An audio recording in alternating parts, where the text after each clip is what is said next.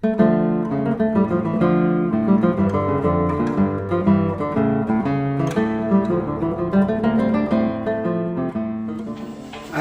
kind of get away from the traditional building of a guitar and adopted a system that is influenced by the luthier, the guitar maker of Germany and Austria. The luthier of Vienna, they came to the guitar with their understanding of making an instrument, like a violin or like a cello. They achieve a very different construction with that. They build the guitar as an instrument, a case, and then a neck, and there was some very logic way of building, in a way that the neck is not part of the guitar. It's not just glued with the guitar like in the Spanish tradition. So you create an instrument that is easier to build in many ways. It's easier to finish, it's easier to adjust, and it's easier to repair also. So I adopted that system, keeping the traditional look of the guitar. This is where I differ from a traditional building. Well, that raises a question for me, Gilles. I've often thought, you mentioned the Viennese guitar builders. Yes, Cherson.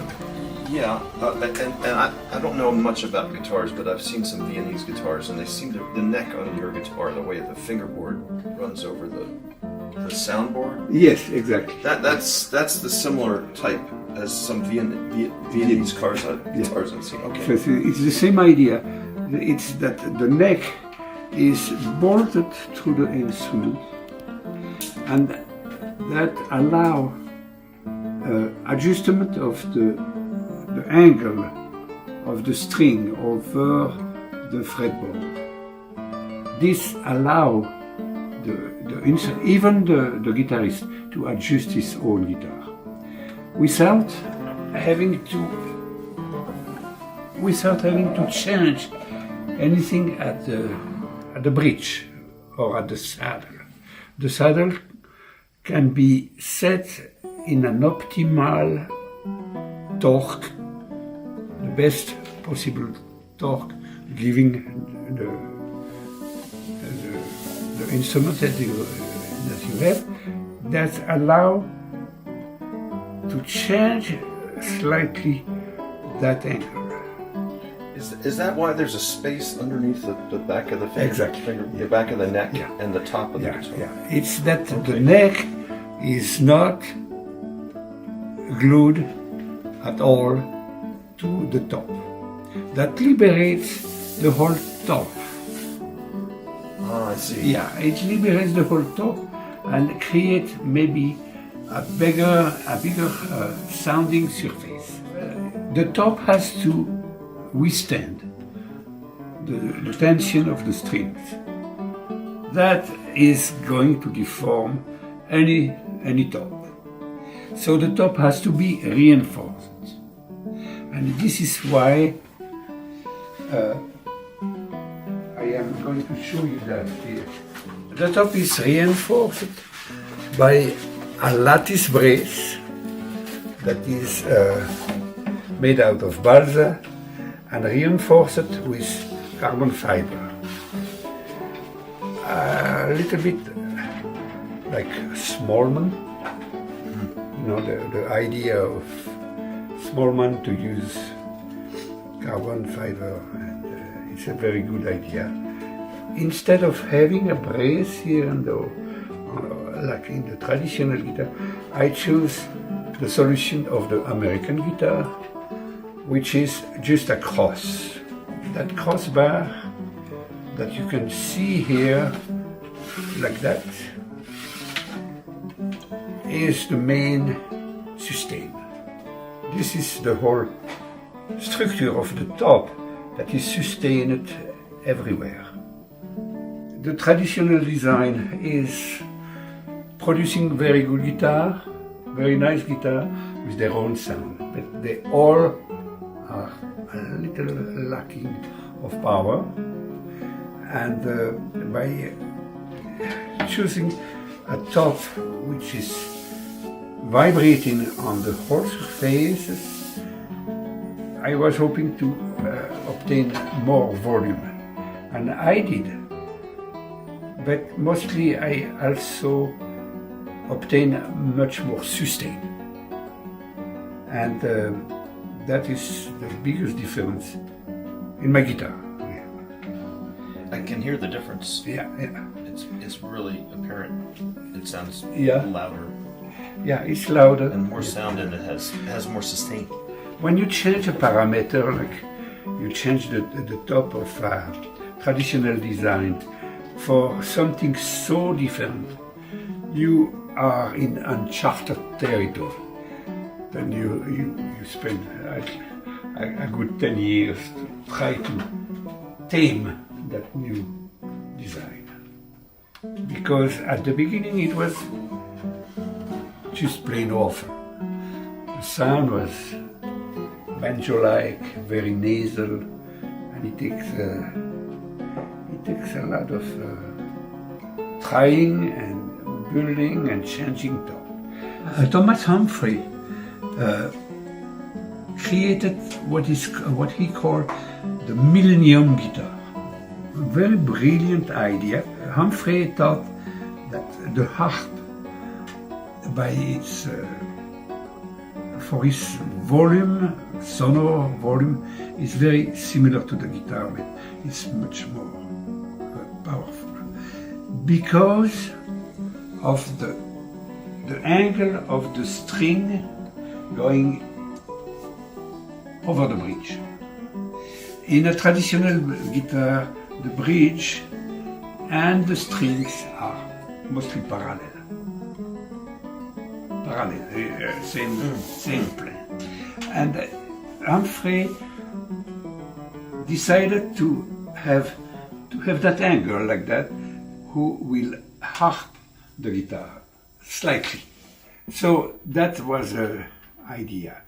And in order to do that, Humphrey had to invent a system where the neck was following the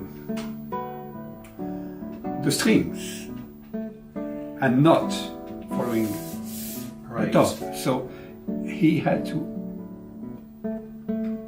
raise that neck. And Humphrey came to Paracho in Mexico, and he instructed all those guitar makers of making his design, and it was really a very interesting project, because everybody built a guitar that is more powerful, that has more sound, and it was, I think that it was interesting. Then a lot of guitar makers adopted that idea, the raised neck, but not completely adopted, because many raised the neck a little bit, but still glued the neck to the top. So they didn't go all the way to the idea of Cherser, that to liberate completely. The wood that I use are totally traditional. Yeah. I use the epicea, the spruce, or the cedar for the top. In that case here, this top looks like it's a spruce, but it's not. It's a cedar from Oregon. That I find out it's sounding very good. I like that sound. But in this guitar here, we have a spruce top. A spruce top, regular spruce top. They really look similar. Huh? They do look very similar. They do, yeah. Here, the body is traditional. It's Indian rosewood for sides and the back, mahogany for the neck. Fingerboard is made of ebony. There is no other novelty there. It's very traditional because we know it sounds good. Right. I offer the usual option are regular length string, 65 centimeter, and if you want a guitar with slightly shorter length string, you can have 64. You can even have 63 for a girl, or for a woman, or for a young adult. That is possible. The sound is not really influenced by the length of the string. The shorter scale makes life so much easier for the guitarist, you know. We are out of those monster guitar of Ramirez with 66, even 66.5. That is very difficult to handle.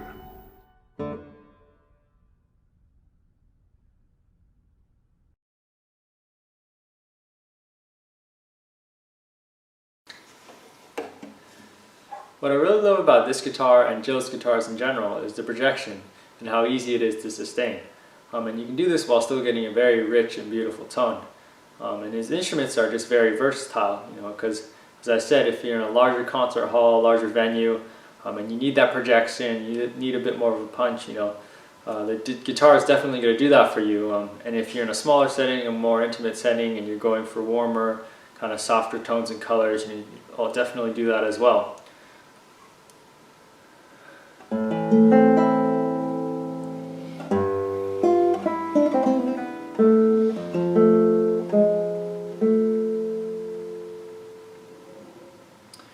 And so I actually got this guitar when I was a lot younger.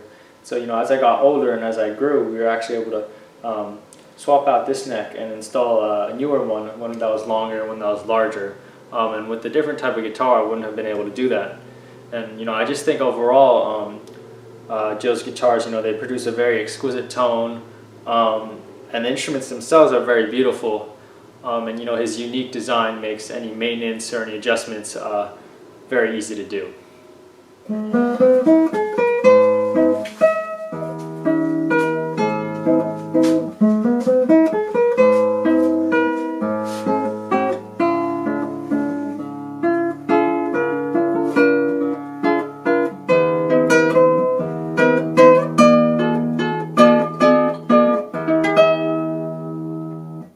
It's a really nice sounding guitar. Yeah? Yeah. You like it? Yeah, I like it. Really nice and nice and loud. Ah, okay. And you don't have to try very hard.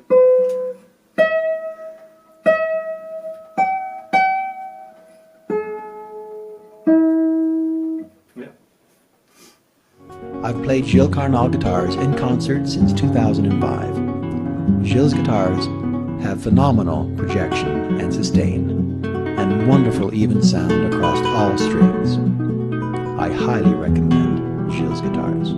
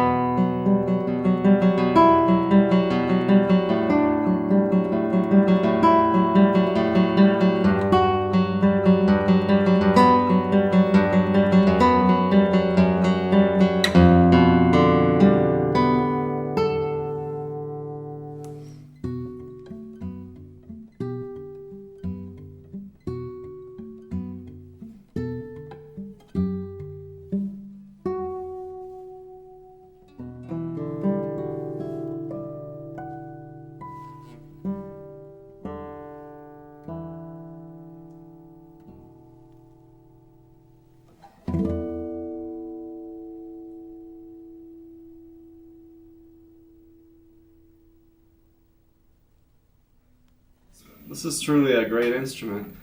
The first guitar that I got from you was probably 2011, and I've played lots of concerts on that guitar. It has a spruce top and it's extremely powerful, it has beautiful tone, and it's so easy to play with other musicians, to play chamber music because it's so present on stage. Another thing that I find is the comfort of the playability of the instrument is extremely good. All the parameters are very comfortable. For example, the thickness of the neck, the shape of the neck, the height of the strings from the fingerboard, which is adjustable by releasing the two bolts inside and moving the neck rather than adjusting the bow, which is a really great feature. For example, when I travel, sometimes the action moves because of the different humidity, and if I have the tool with me, I can adjust the action as needed. I like also the fact that the instrument is a little bit heavier than the traditional guitars, and the reason why I like it is because it feels much more stable when I play. It has two sound ports. It kind of adds a little bit more presence to the performer, a little bit more volume to the sound. I really love Gilles' guitars, and I think they're very unique, and there's no another instrument that I can think of that has similar qualities to these ones. If you are interested on my guitar, you can go to julescarnal.com. It's my website. You will see some picture of the construction, some details, and also some sound sample.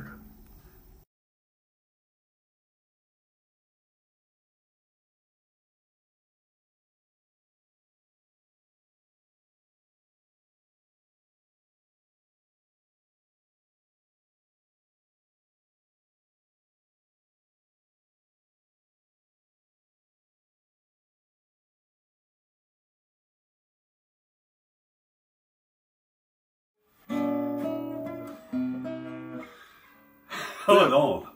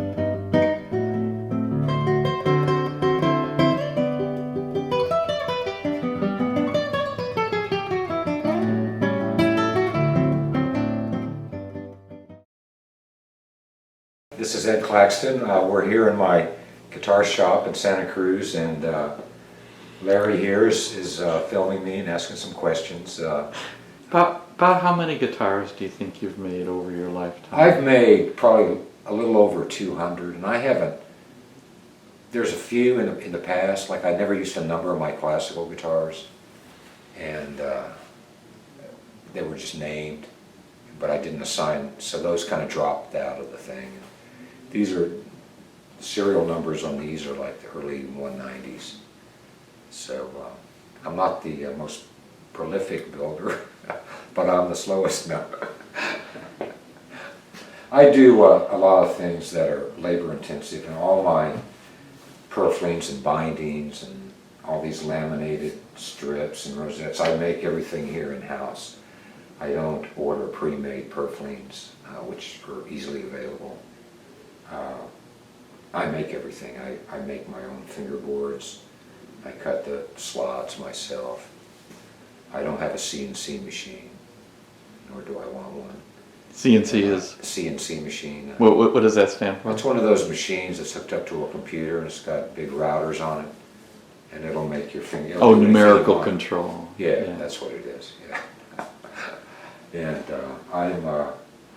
I like to think that I make a traditional acoustic guitar, and you know, there's kind of one tradition. That's the great guitar factories from the 20s and 30s, and that's sort of when people think of a traditional guitar. That's what they think of. But the way I look at tradition, it goes back, you know, a couple millennium, you know, and I construct my guitars more in a traditional manner, you know. And I use traditional glues. I use a lot of high glue for the critical tone producing areas where the top and back are joined together, and the top bracing, and particularly gluing on the bridges. The high glue just sets up rock hard. It's a great tone transducer. Certain glues like this, which I still use for the bindings, is, you know, kind of soft. It's a plastic kind of glue, and it's just not the same stuff. So I found that, you know, using traditional methods, you know, there's no guitar finish that's better than French polish, of some type of French polish, whether it's lacquer or water-based varnishes or lacquers, catalyzed urethanes, you know, like a lot of the factories use. But I try to do everything that, you know, first and foremost, they are musical instruments. And no matter how pretty they are and how awesome the wood is, you know, if they don't, you know, they gotta sound good, folks, you know, or it's, you know, what's the point? About the guitars I'm working on, and you know, and it just happens that today I'm binding this new guitar, and I have already got one strip of binding on. The next step is to miter. All the purflings intersect at a 45-degree miter, so that's what I'll be doing next. So I'll just slip this one down, just do a quick little miter here. Can, I don't know if you'll be able to see this, but one way to get a perfect 45-degree join is try to get this around. Maybe you can see that angle reflected in the chisel. So when you're plumb and you get that just right, it's perfect 45. Just check it, make sure it's. When you're doing this end, if you you know, make a mistake or it's, you know, wrong, you can keep going until it's just perfect. But when you get to this end, you kind of have one chance. It either fits or it doesn't. So this is the easy end. More little trim.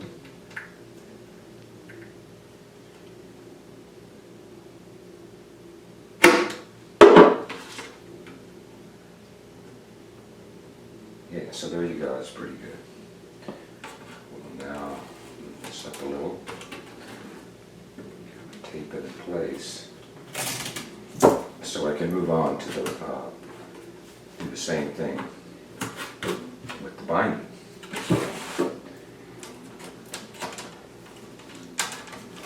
Just take this on to get approximately where it's going to be cut.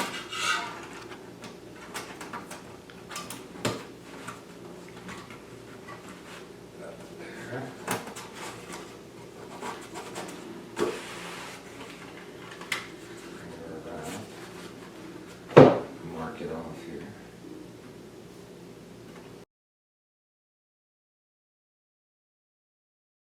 Well, Ed, let's take a tour of the workshop. Okay.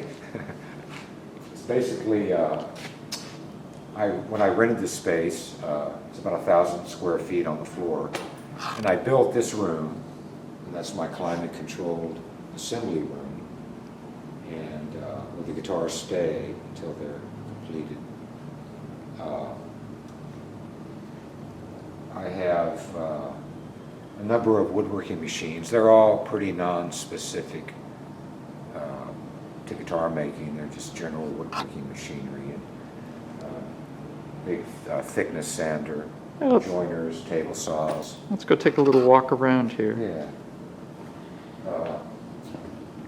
You know, this sander's for working on nuts and saddles, and another little mini thickness sander. I put nut blanks through there, and it gets them right to right thickness. And even small pieces of wood, it'll bring down pretty accurately. And this is a thickness sander. It's got big drums and a big bell. It's actually a handmade one. This guy up in Seattle used to make them and sell them. And it's Do you it's put real your, basic, and you put your tops on there? yeah, all the tops and backs and bracing and everything. This I do the more rough work on. I have this other Performax machine. That's a drum sander, and that does, when I'm making my purfling strips, like I'll cut say a bunch of holly veneers off a board, and then you want to thickness those as precisionally as possible. Mm-hmm. And that machine it's a hard surface, and you can go down to 10 thousandths or less thickness, and they're perfectly uniform. And so when you laminate them up, the purflings are all the same width, and they fit the purfling channel perfectly. What's that machine next to the bicycle? That's a bicycle. That's a ladder. A fold-up ladder? Is that the... No, the thing on the black legs. Oh, that's the thickness sander. Oh, the other okay. sander. It's got some drums in it, a conveyor belt that pulls the wood through. This is just a wood planer. It's got cutter knives that you plane lumber down with. So any cabinet maker would recognize all this stuff? Every cabinet maker has the same, any woodworker has the same machinery. Are there machines that are used for making guitars? Yeah, there's more like jigs and fixtures. There's a kind of some standard industry standards for side bending machines, like Charles Fox, who's an old-time luthier, and designed a side bending machine. It's probably one in every guitar maker shop in the world, and in some factories too, for instance. And then there's another machine that holds a router vertical, and it rides up and down on a bearing. And that's what you use to cut the binding ledges on the perimeter of a guitar body. And that was designed by another guitar maker, well-known guitar maker. And you can buy plans for them, and everybody buys them, and they work perfectly. And they're very simple. How do you easy cut? to use. How do you cut the slots for the frets? I do it on this table saw, and I have a circular fret saw that's 23 thousandths of an inch thick. And I made a carriage that you put in these slots, and you can't really see it, it's this jig back here. You can buy these plexiglass fretting templates that are CNC machined out, and they're very accurate. And there's a registration pin that fits in here. And so basically you have your jig there, and there'll be a pin. You and the fingerboard's here. You cut a slot, bring it back, and you move it over, and you just keep moving it over, and they're very accurate. And it's so I'll do like 20 fingerboards at once by the time you set everything up, and then you got a bunch. And but you always get somebody that wants a different scale length, so then you got to come back and make one fingerboard. It's kind of a hassle. But as part of the package, you get whatever you want. That's Width, good. neck shape, thickness, you know. Well, that's great. All of us players always wonder Yeah, how those frets get there in the right spot. Yeah. There's a lot of steps to doing this, and again, I don't buy pre-made fingerboards like a lot of people do. I've got my African fingerboard ebony is just the best you can get. It's all perfectly straight, quarter sawn, black wood that I cut from small log billets of wood and seasoned them over 5 years. So just to get one fingerboard, there's like 8 steps to season them, and then it takes a number of years, and then they have to be resawn and then stickered and everything. And then by the time you get around to making the fingerboards, you've already got a bunch of time just nurturing this stack of wood. And if the wood is perfect wood, straight and quarter sawn, then it's worth doing that. Whereas if you buy off-the-shelf parts made in China, I don't know where people get them, but they get them. You're probably not getting as good a material as you know. So. Well, you certainly do it as you talked about before, the classical way. Yeah, because I like to control every aspect of it. The only thing I don't make are my bridge pins and the tuners and the strings, I guess. Everything else is made in-house. Well, that's great. Thanks a lot, Ed.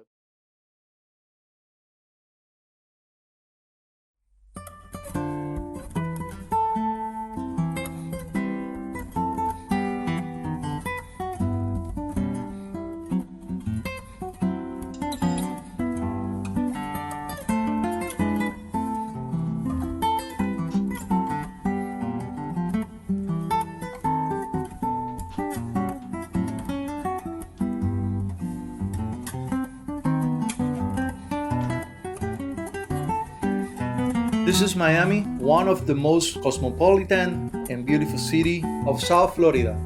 I belong to this place. I'm Glez. I am a classical and flamenco guitar maker. I came to Miami in 1994 when I was 23 years old. I left my country because the situation that we have over there, which is still having the same situation. We're talking about Cuba. Everybody knows what's going on. Communism, and that was the reason. I became a professional guitar maker in 2017. Getting close to the guitar number 9, I make one of the best decisions that I ever made before regarding my career as a professional guitar maker. I told my wife, I want to become a professional. And then she told me, what do you want to do? And I said, well, I want to go to Spain. And then she said, well, let's do it. The idea was already in my mind. I said, well, I have to find someone to teach me how to build a traditional Spanish classical guitar, because that's all that I was expecting. I mean, that's all that I was waiting for. And I find someone. I find the maestro Pablo Requena, and I call him. I explain everything to him, what I want, what I need for guitar making, and we start talking on the phone, like an hour or something like that. And then he said, well, let's just plan where you can come over. And I went to Malaga. Basically, the course took the whole month, and the experience acquired with the maestro Pablo Requena was worth it. So I came back to Miami with a new vision and the expertise to make high-end classical guitars. After all, once I start working with my guitars, the quality of the instrument need to be revised. I need someone to tell me exactly how my guitar was behaving regarding the sound, the timbre, the voice, and I didn't have the capacity to do it. So I'm so glad that I met El Maestro Rafael Padron, which has been also in a certain way my teacher, because he had been telling me how to get the most important part of the guitar. It's not just the way that the guitar looks like. I'm talking about the sound. He had been telling me I needed the guitar sound like this. The sustain of the note has to be longer. You need to work on this, you need to work on that. So in a certain way, he's also my teacher. Every guitar is unique. That's why when I start searching for material, I put my soul, my heart, and my mind into the wood, because the idea is to create the perfect combination of components so they can produce music.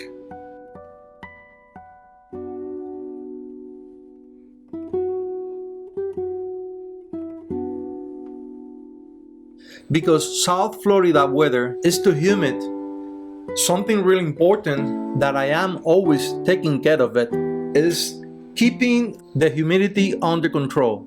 That's the only way that I can keep my instrument safe to avoid any kind of damage because the type of weather.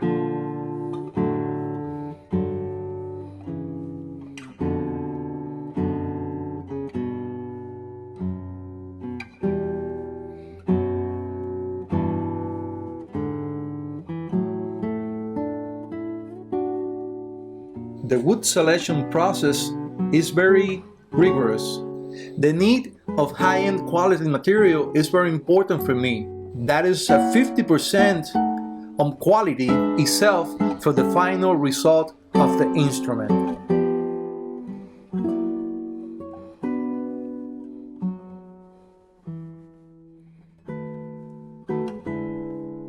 Most of my inventory is between 25 and 30 years of age. I'm very meticulous, working either inside or outside the guitar. To me, the guitar is something very beautiful, and when I have one of them in front of me, first things that I do is just go straight to the details.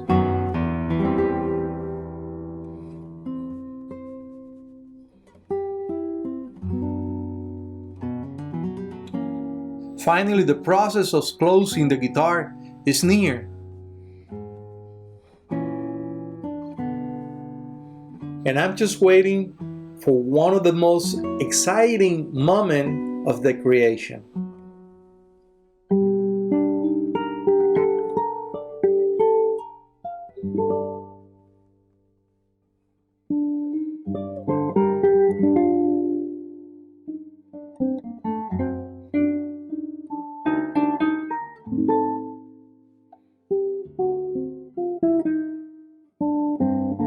Using the string to attach the back to the rest of the body of the guitar is very traditional and convenient to me.